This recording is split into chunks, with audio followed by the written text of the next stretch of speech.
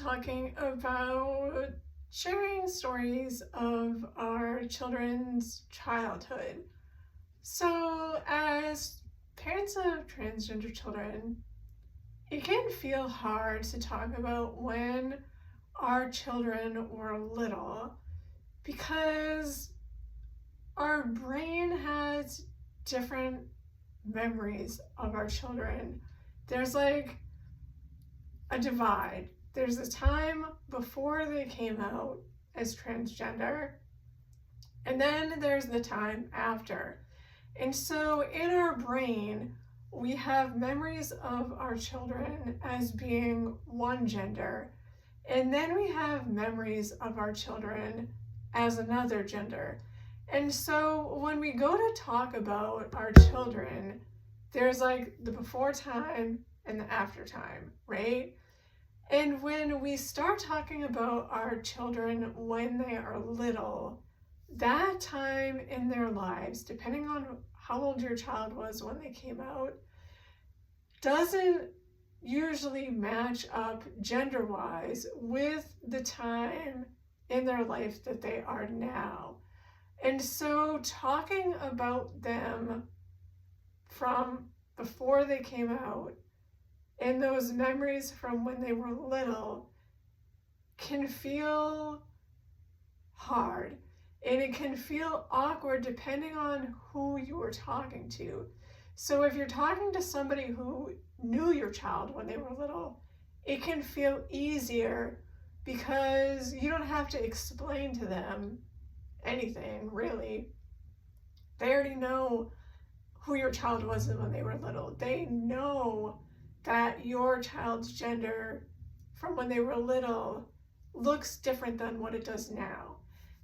If you're trying to talk to somebody who didn't know that your child transitioned at whatever the age was, trying to share stories about your child's childhood can feel uncomfortable because you have to decide, first of all, what you're going to say, and second of all, are you going to tell this person that your child is transgender or not? And remember, you don't ever have to out your child or yourself as being the parent of a transgender child, ever.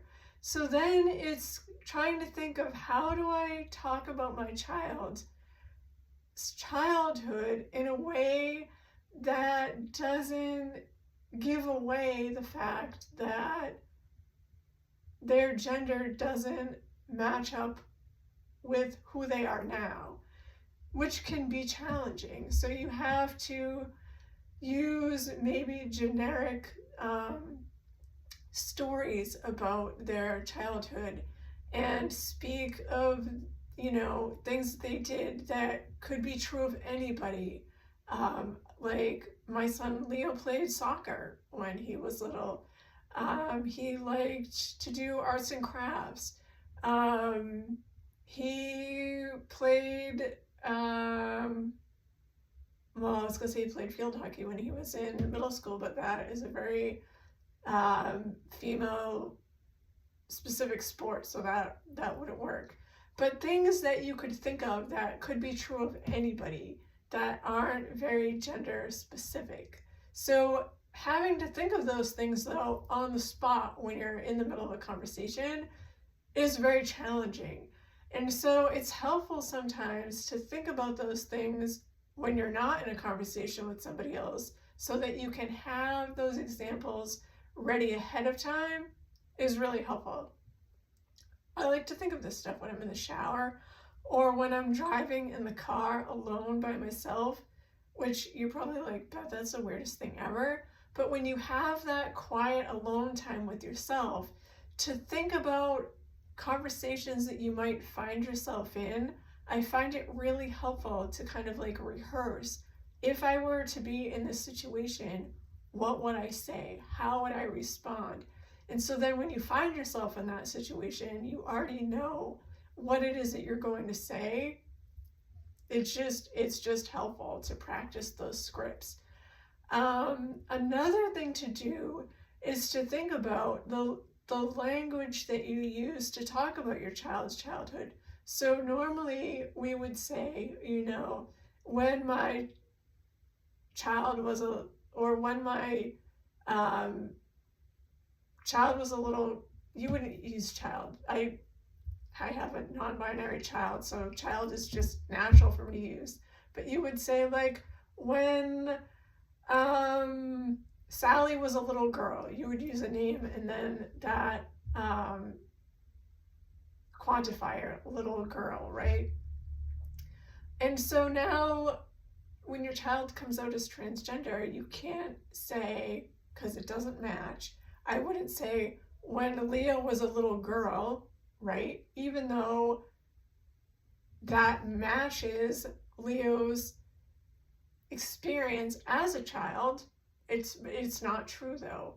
But I wouldn't say either when Leo was a little boy, because that doesn't match Leo's experience as a child either, right? So what do you do? How do you say, what do you say? So what I do say is when Leo was a child or when Leo was little, right? Because those two things are factual. Leo was a child and Leo was little. And it takes gender right out of the equation, because then I don't have to match things that don't match. I don't have to talk about genders that aren't true and that don't work anymore. So it gives you a way to talk about your child without having to be gender specific. And I have found that doing that helps other people to talk about my child when he was little, because they're having the same struggle. And so I've heard people say, because they don't know what else to say, well, when Leo was a little girl, and I stopped them and I'm like, you mean when Leo was a child? And they're like, oh, right. And it's not that they wanted to say the wrong thing, it's just they didn't know how else to say it, because you could tell they were thinking, well, Leo wasn't a little boy, so I wouldn't say that. You're right, you wouldn't. But you also still can't say when Leo was a little girl, because it doesn't work anymore. So these are some real struggles that you may be having as the parent of a transgender child, and thinking of how to talk about your child when they were little. And I hope that these are some solutions that can help you to maybe work through that and to think about how you can talk about your child's childhood. And if you have any other suggestions or any questions, you can feel free to put them in the comments, or always feel free to send me a message and I can help you out some more. And we'll talk again real soon.